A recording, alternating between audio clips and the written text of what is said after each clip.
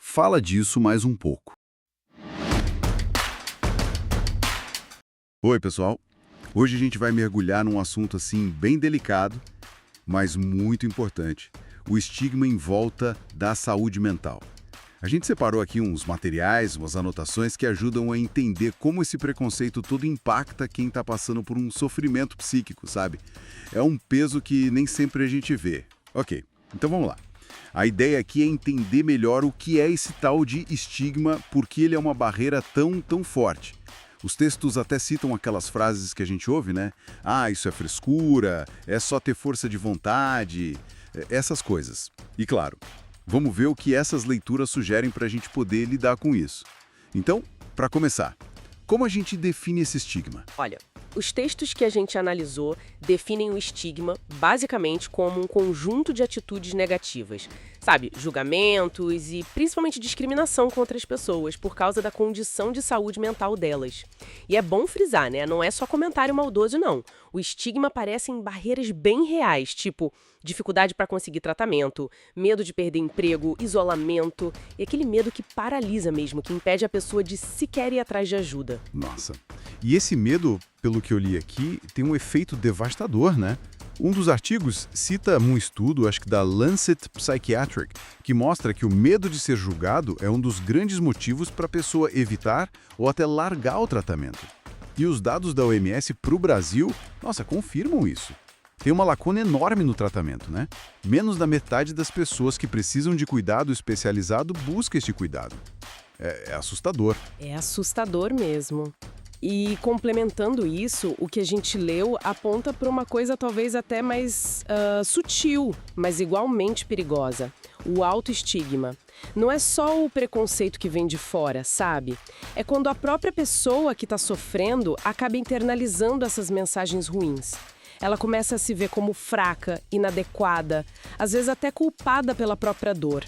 E os textos sugerem que isso, além de causar um sofrimento enorme, pode minar a confiança para buscar ajuda, para seguir o tratamento, dificulta a recuperação, afeta tudo: relacionamento, trabalho. Entendi. Isso me lembrou uma mensagem bem forte que eu percebi nos materiais. A ideia de que ter um sofrimento psíquico não tem nada a ver com fraqueza. De jeito nenhum. É uma condição humana, né? Uma questão de saúde como qualquer outra. E aí, nesse contexto, buscar ajuda, ir na terapia, procurar um psiquiatra ou só conversar abertamente não é sinal de fragilidade. Pelo contrário, é descrito como um ato de coragem, de autocuidado. Exatamente, com certeza. E se a gente conecta isso com um cenário maior, as leituras deixam bem claro que desmontar esse estigma não é fácil, não. Exige um esforço, assim, coordenado em várias frentes. Falam muito em educação para a saúde mental, sabe? Começar na escola mesmo para tornar a conversa mais normal, incentivar o diálogo aberto, honesto, em casa, no trabalho, com os amigos e garantir a presença social, quer dizer, garantir que as pessoas com questões de saúde mental sejam vistas, ouvidas, que participem da sociedade. Isso quebra estereótipo, né? Sim, faz todo sentido. E mencionam também a importância de políticas públicas, né?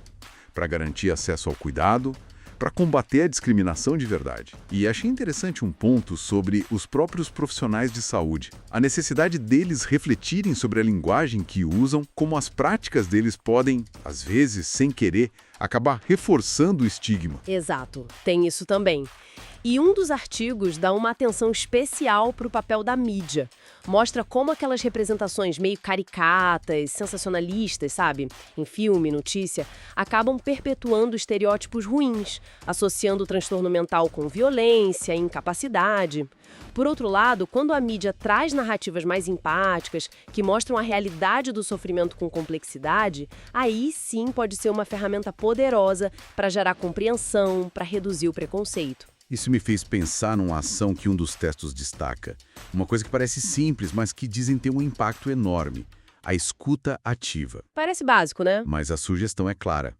Quando alguém confia na gente e fala da dor, da ansiedade, da depressão, o mais importante é ouvir de verdade. Sem ficar julgando rápido, sem minimizar o que a pessoa está sentindo, com aquelas frases tipo, ah, podia ser pior, ou pensa positivo. Pois é, e o ponto central aí, segundo essas leituras, é validar o sentimento.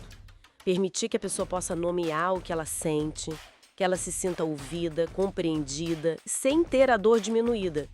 Esse ato de escutar de verdade pode ser um primeiro passo muito importante para quebrar o isolamento que o estigma causa, sabe? Para mostrar para a pessoa que ela não precisa carregar aquilo sozinha. Isso levanta uma questão importante, né?